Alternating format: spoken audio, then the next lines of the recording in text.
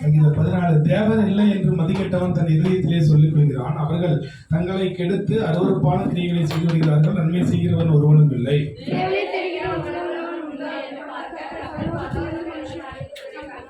எல்லாரும் வழி விலகி ஏகமாய் கெட்டு போனார்கள். நன்மை செய்கிறவன் இல்லை, ஒருவனாகிலும் இல்லை.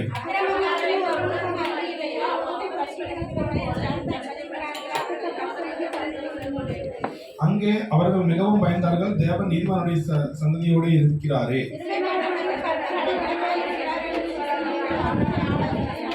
சீயோனிலிருந்து இஸ்ரவேலுக்கு ரட்சிக்கப்படுவதாக கர்த்தர் தம்முடைய ஜனத்தின் சிறையிருப்பை திருப்பும் போது யாக்கோபுக்கு களிப்பும் இஸ்ரவேலுக்கு மகிழ்ச்சி உண்டாகும். ஹல்லேலூயா. எல்லாரும் எத்தனை பேருங்க ஆமென். ஆண்டவர் நல்லா ஆராய்ச்சிங்க.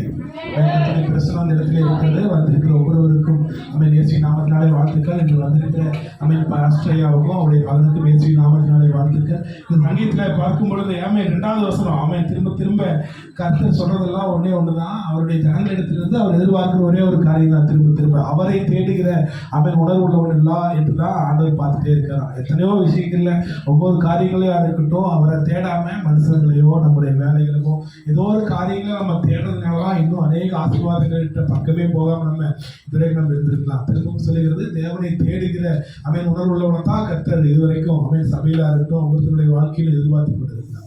ஒருவேளை இது வரைக்கும் நம்மளும் கூட ஏதோ ஒரு காரியங்கள் அவரை தேடாமல் இருந்திருக்கலாம். ஏதோ ஒரு காரியங்கள் நமக்கு வேற வழி இருக்குன்னு சொல்லி அவரை தேடாமல் நம்ம சுயபலத்தில் நம்ம போயிருக்கலாம். இருந்தாலும் கூட எல்லா காரியத்துக்கும் கர்த்தரை தேடும் போது அவர் நிச்சயமாக பெரிய காரியங்கள் செய்வார். கடைசி வசனம், சீயோனிலிருந்து இஸ்ரவேலுக்கு ரட்சிப்பு வருவதாக கர்த்தர் தம்முடைய ஜனத்தின் சிறையிருப்பை திருப்பும் பொழுது அவன் யாக்கோபுக்கு களிப்பும் இஸ்ரவேலுக்கு மகிழ்ச்சி உண்டாயிருக்கும். ஒருவேளை நமக்கு சின்ன சின்ன பிரச்சனை எல்லாம் பார்த்தீங்கன்னா திரும்பிடும். நிஜமாலுமே அந்த திரும்பும் போதெல்லாம் பார்த்தீங்கன்னா ஒரு குறிப்பிட்ட நாள் தான் அந்த பிரச்சனை முடிஞ்சதுடைய ஒரு பெரிய ஆசீர்வாதம் சமாதானமா இருக்கும். இதே அந்த சிறையிருப்பை கர்த்தர் கருத்திலிருந்து பெற்றுக்கொண்டு திருப்பும் பொழுதோ அல்லது அவர் நமக்கு அற்புதம் செய்து ஒரு சில காரியங்களை கர்த்தர் சரி செய்யும் போது நமக்கு என்னவா இருக்குமா?